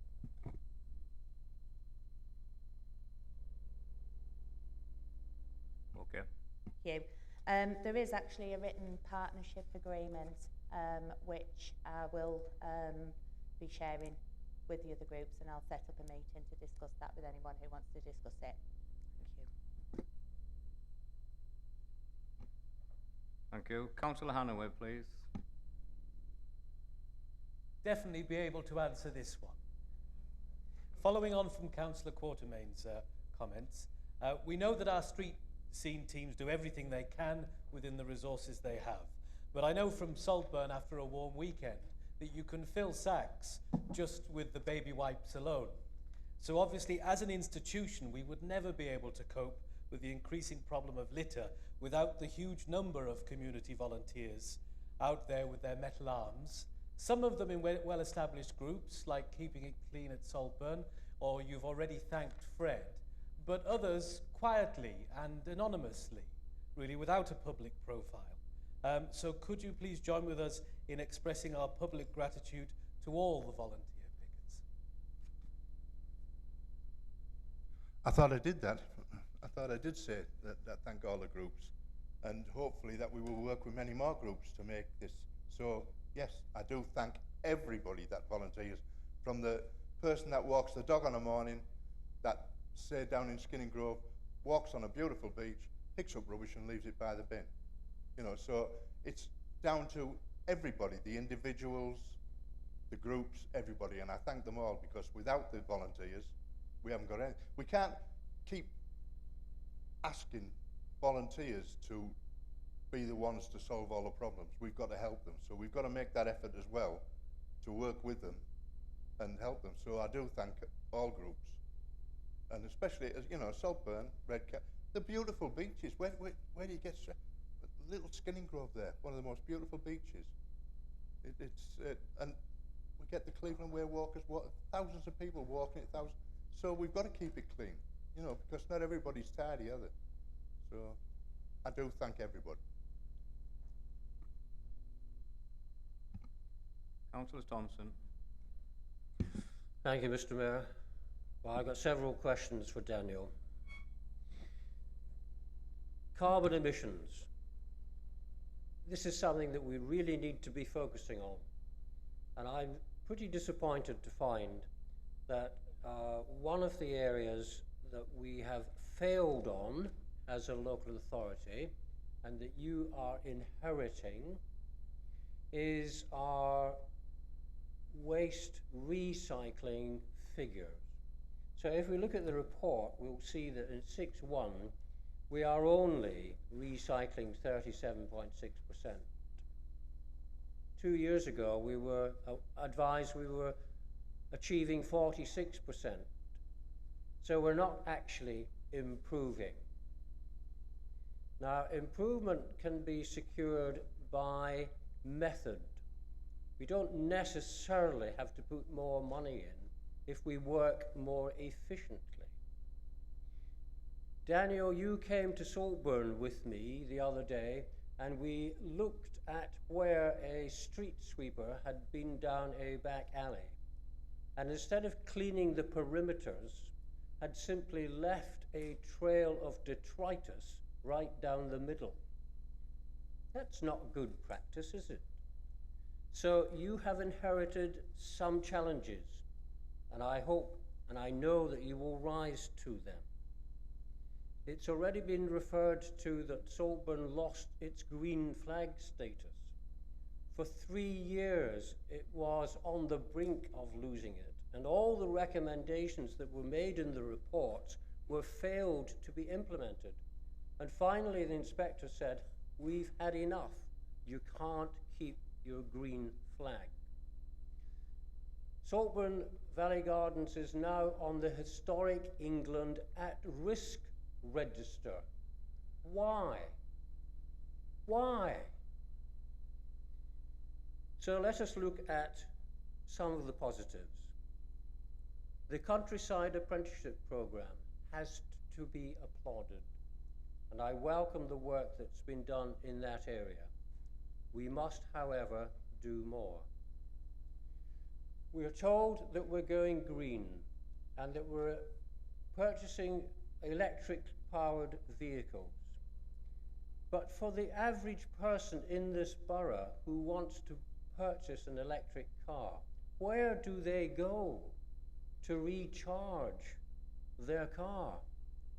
A simple question to the borough does not elicit an answer which tells us where any of them are. So if we don't know, and we're meant to be supplying them, is that a good start? Now, we've talked about task and finish panels a little bit in our history. I understand that the task and finish panel that was set up to look into waste management is now possibly not going to continue. And yet one of the recommendations in the report was that it would. So I hope, Daniel, that you are going to make sure that it does. However, I hope that you will ensure that it is much more efficient and productive than it has been. It started meeting in 2017. So in 2 years, what has it produced? So again, you have inherited lots of challenges. We've talked about community engagement and safety partnerships. A gentleman in Saltburn said yesterday in front of 2 police officers, it took me 40 minutes to get through on 101 to report what I wanted you to investigate. That is not good enough. Now, I know we don't operate the 101 service, but we are a partner in community partnerships. So let's speak up about that.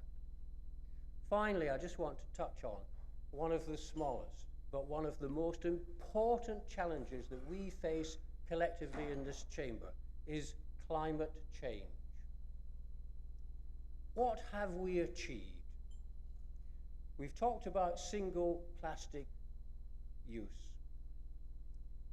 Good. We've dispensed with that.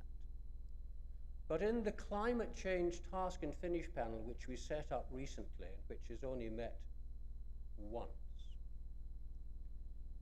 the challenges set out to the members who were party to that were immense. So we must redouble and redouble and redouble our efforts to establish this task and finish panel on climate change and unceasingly work to achieve the target that Councillor King set us, to which we agreed we would seek to achieve, of carbon-free by 2030. What we are doing now will not allow us to do that, and once again, we will fail. So let's look forward. Daniel, the lion's den over here isn't as fierce as you think it might be. And although there may be thorns around us, collectively, we can achieve. So I wish you every success in your portfolio, and certainly those people in Saltburn Ward and the Conservative Party over here will be standing right behind you. Thank you, Councillor Thompson. And I did indeed have a walk around the back alleys, and I believe one of the reasons why that was left, and it was, you know, I mean, we looked at other things, was mainly because there was bins. And I was surprised at Saltburn, in the area where we looked, that the amount of bins that you showed me, were left down by some cleaners couldn't get up there. And there was also flowers growing out of the drains in the back alleys. So without seeing it, I wouldn't have believed there was that many bins left out inside. You know, we see it up in Broughton and some areas like that, but the area that we walked around, I would have thought there was. So again, what do we do about the bins that are left out? It's another situation. Prosecution. It's a thing. Most of those questions that you asked there, I will have to go back on and get back to you, and certainly will do, because they're all very important. About the green flag for Saltburn, I think what we've got to do is just do exactly what you've just said. Work together to get that green flag back and make Saltburn what it was. It was a jewel in the crown, and the whole borough. I will get back to the answers, and I could also sum up, Mr. Mayor. There's no more questions, is there? One. Oh well, I won't sum up in there. So, Councillor Thompson, I will again, as I promised everybody, I'll visit you again and walk around, and this will all be within the next few weeks, because it's no good saying I'll come in 2 months' time. Let's get onto it now, and the quicker we try to do things, the better. So I will get back to you, and I take on all points that you make.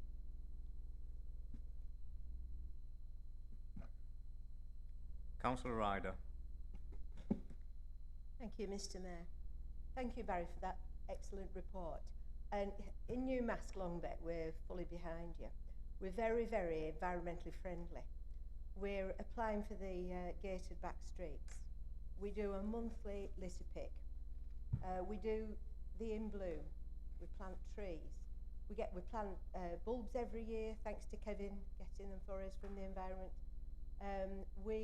Every week we have a team of volunteers that do the tubs and the beds at Newmask shops. So we're fully supportive of you, as you can imagine. But a couple of things have been irritating Councillor Cooney and me for about 3 years now. We've been trying to get some dog bins, 2 dog bins.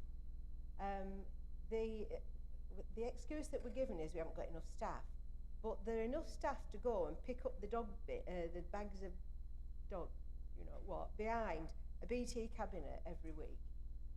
They can go and collect them from there, but they can't put a bin there.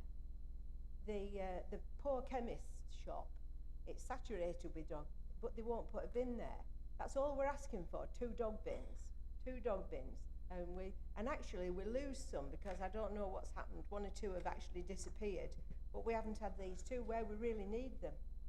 I have a newspaper, I put something in the news, and you've heard about Trump's fake news. My fake news is that there are covert CCTV cameras on these hotspots. It did lighten off for a while, but then I think they stopped believing me. But still, if we could get those two dog bins, we'd be in your debt forever. And the other thing is, last year one of our residents contacted me. There's quite a lot of residents cut their own grass verges. To the credit, they're beautiful, kept neat and everything. But for some strange reason, they put flower tubs on, they will come round spraying round the tubs and spraying round the little BT grates. For some reason, they don't have to spray around them. They asked me last year if I could request that they stop doing that and they will keep them neat themselves. I did, and nothing happened. And one of these residents on Hartsbourne, he actually caught the chap spraying round, and he said, "You don't need to spray. I asked last year if you would stop doing it," and they'd said, "We're told to do it," and that's that.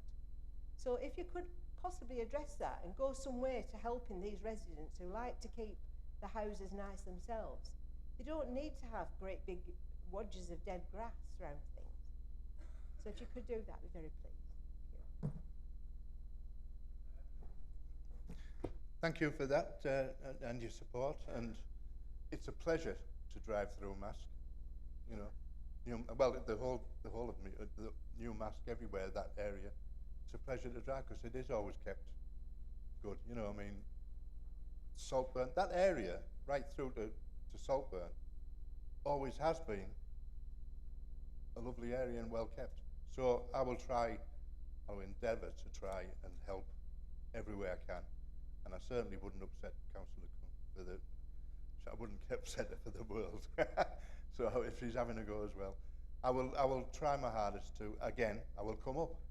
All I can do is, and Mr. Mayor, if you accept that, I will try, and I take on board everything you've said, and thank you for your support that you supported me.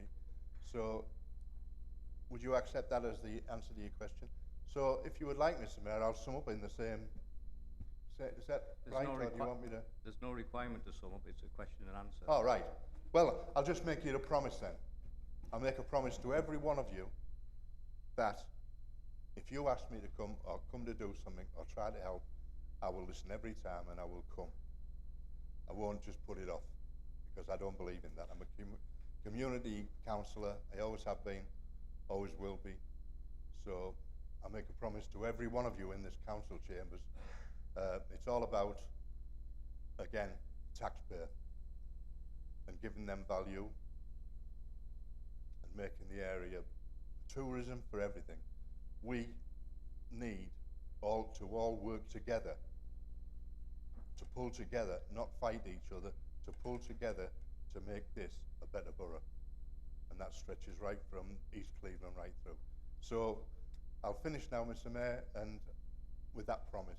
So I hope I've tried to satisfy you with the questions that you have answered, and those that have been noted, I will get back to you. So that's the end of my report. Thank you, Councillor Hunt, for your report, and thank you to all the councillors for the questions. We move on to item 9, for motions. None have been received. We go on to item 10, to appoint members where vacancy or changes in appointment. And you should all have item agenda 10 with the committees and joint arrangements for outside bodies.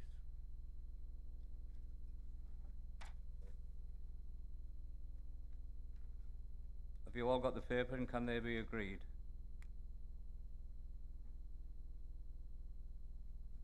Okay, thank you. So we move on now to item 11, questions. First question, Councillor Wilson to Councillor Lanigan. Councillor Wilson. Thank you, Mr. Mayor. A question from me to Councillor Lanigan, Leader of the Council. Would the new Leader of the Council agree to continue to support the aims of Mask Traffic Light Steering Group as set out in the Statement of Intent agreed in 2018?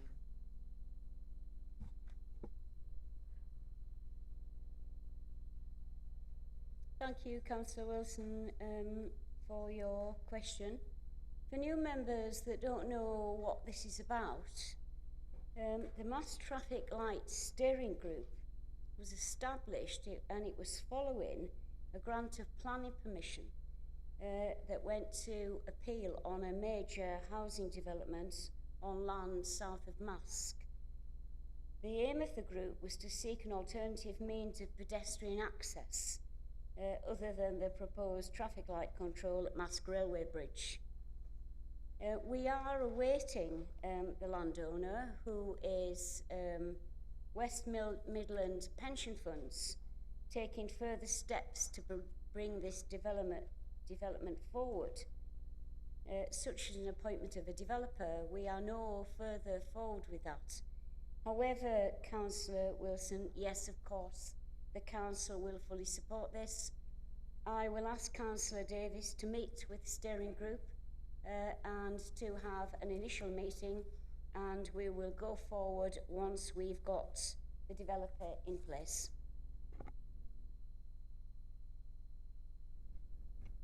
Is there a supplementary question?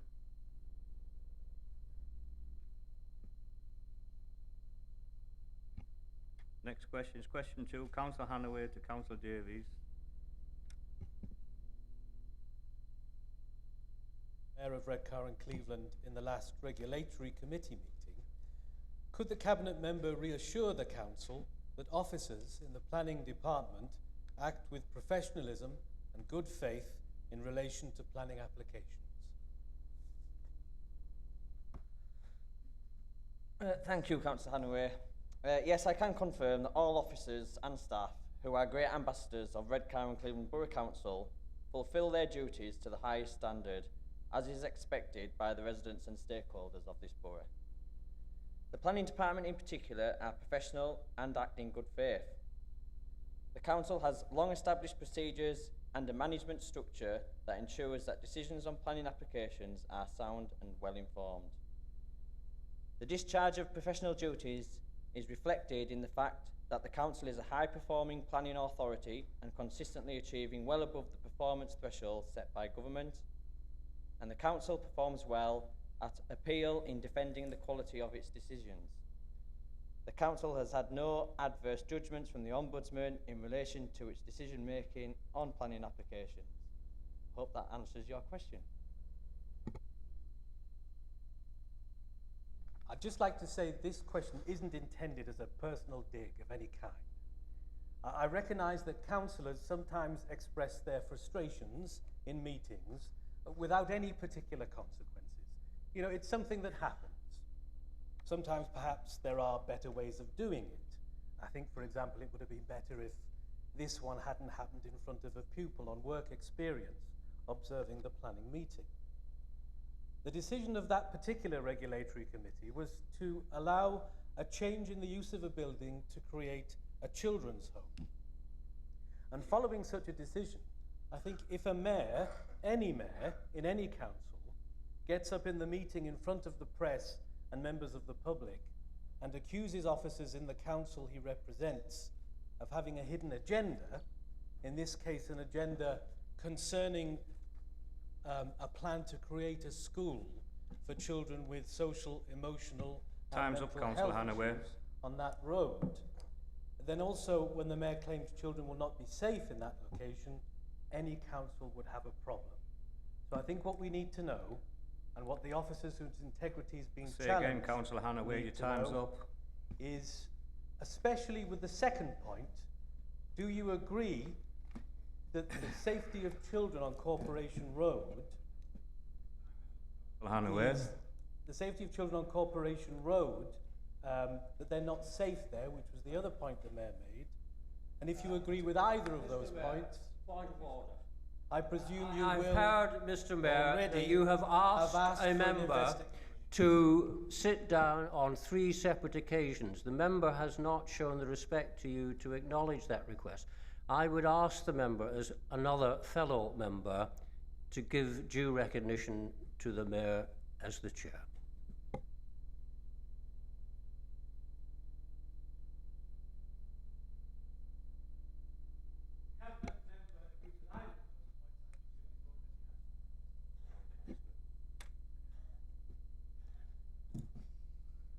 Just as a matter of clarity, I was at the meeting as a councillor representing my residents. If I can't represent my residents as the mayor, well, I'd step down from the mayor. But this is one of the reasons that I left the Labour Party, because you're not allowed to speak up for your residents, you have to follow the party. And that is not me. I'm sorry, I apologise for any... I did not undermine the planning committee.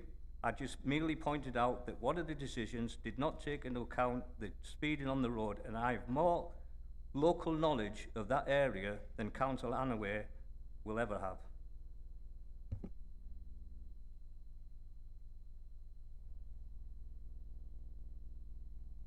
Question, Mr. Mayor. Go ahead. I can't remember what it was now, like. All I was going to suggest, on top of what the mayor has already come out with, for the benefit of new members as well, because I don't know how much pre-training any new members went into, but if any councillor has any complaint about any other councillor, then the code of conduct that bounds us all together, there is due process where everyone can go and put their complaints in about anything that happens in this chamber, or indeed anywhere in council life, in public life. So I would recommend that if anyone has any issues that they feel need to be addressed, that there is already a channel in place for people to direct them. Thank you, Mr. Mayor.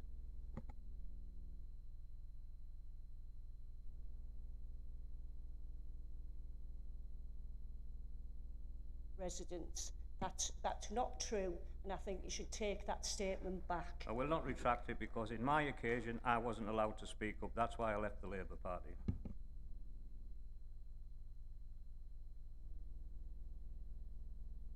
I'm not going to enter into arguments with you. You can see me afterwards and I will explain everything to you, and I'll point out where you're wrong.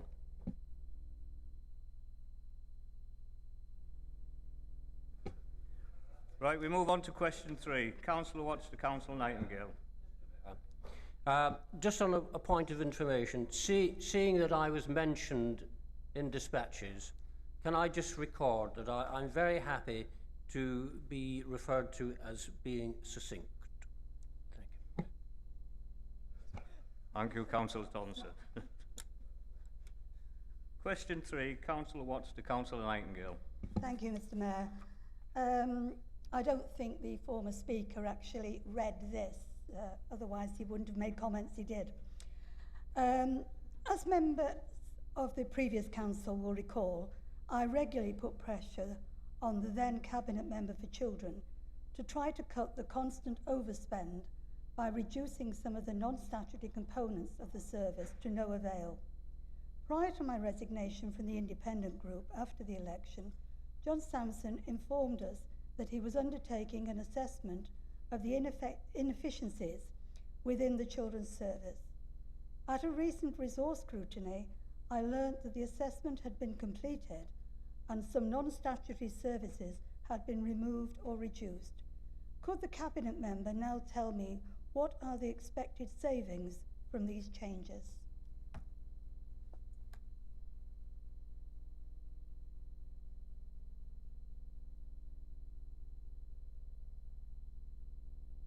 Councillor Nightingale. Thank you. Can you just give me...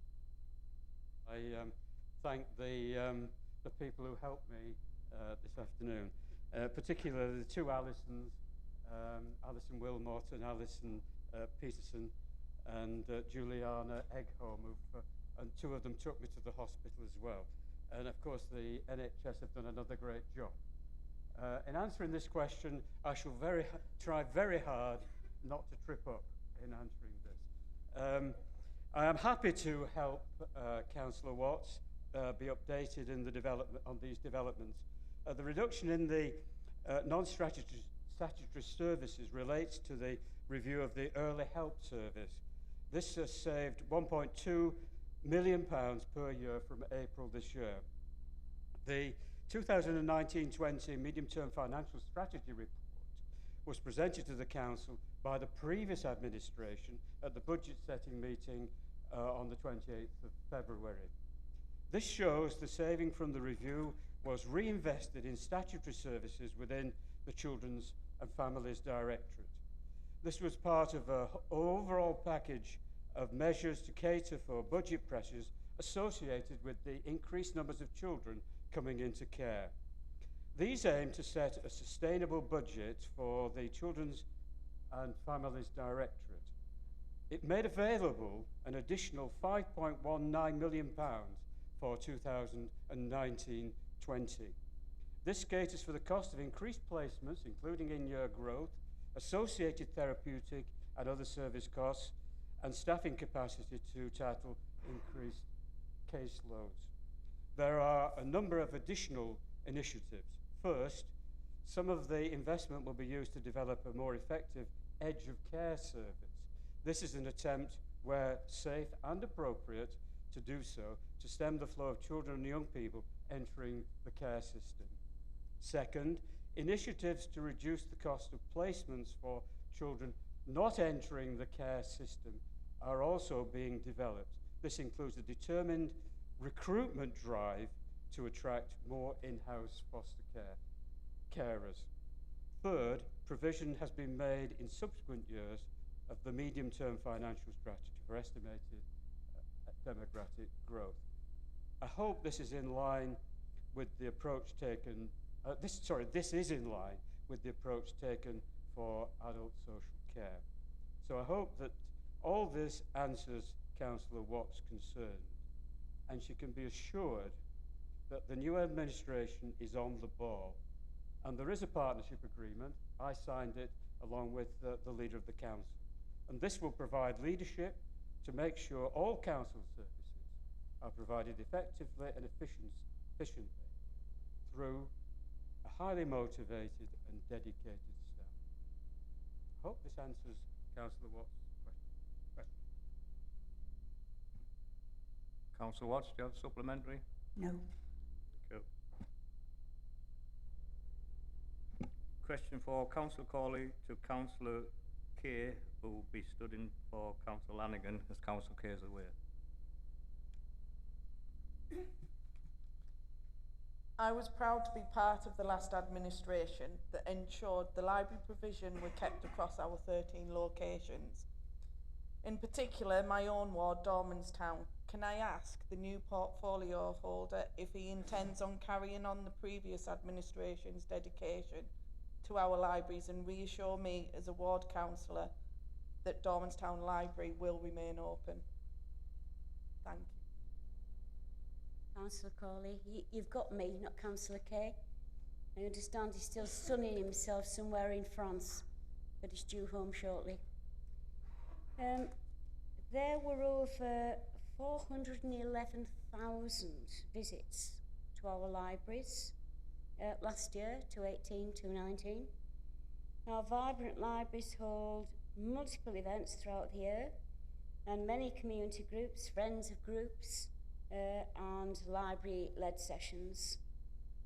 In addition to other events that take place, our libraries have all gained dementia status, which is quite wonderful. And we are actually looking to introduce autism-friendly areas within our libraries. All of the staff are now attending those autism awareness training. Libraries are vital. They're vital to our communities and align the management of libraries to empowering the communities team.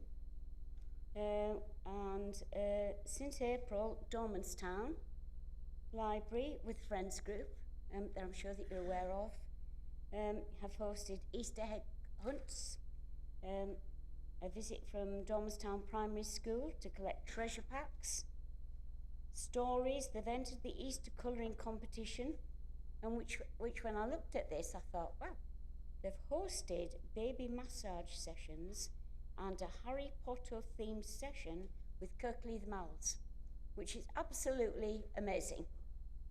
There are no plans to close any libraries. This administration, and it was with an agreement, we are pushing frontline services. This is what this is about. and I'm sure that all members in this chamber are well aware of the financial restrictions that we're dealing with at the moment. Coming from central government, we've still got no idea what's coming through, whether we have a yearly increase, whether they're going to sit on it, whether it's going to be 2 or 3 years. But I can absolutely assure you, frontline services, including our libraries, will remain as they are. Thank you. Thank you, Councillor Hannigan. Do we have a supplementary? No, thank you. Thank you for telling me about Dormanstown. It is a really good library that is well supported within the community. And as you said, regarding the autistic, I do know that Councillor Holyoke self-funded the autistic sessions within Gisborough Library. So it would be good to see our libraries used for something so the autistic children do have somewhere they can go and play. We go to question 5. Councillor Hannaway to Councillor Davies. Thank you. Would the Cabinet member please arrange an assessment of road traffic safety at the 4-lane ends junction of the A174/Hop Hill Lane? Happy to look into it for you, Councillor. Please focus particularly on traffic coming from the Skelton direction and turning right towards Saltburn, and traffic turning right from the opposite direction. Because the junction is on a hill, and because the lights are green both ways at the same time, and because of the increased speed and volume of traffic these days, it's a hard turn to judge without risking an accident at peak times. Could you please write to me with the results? I can probably do better than write to you, Councillor Hannaway. What we'll do, I believe that the assessment has been done already on that junction, or something has been done on that junction. But we'll arrange to have a site visit and we can go and have a look, if it's safe to do so, obviously. Thank you.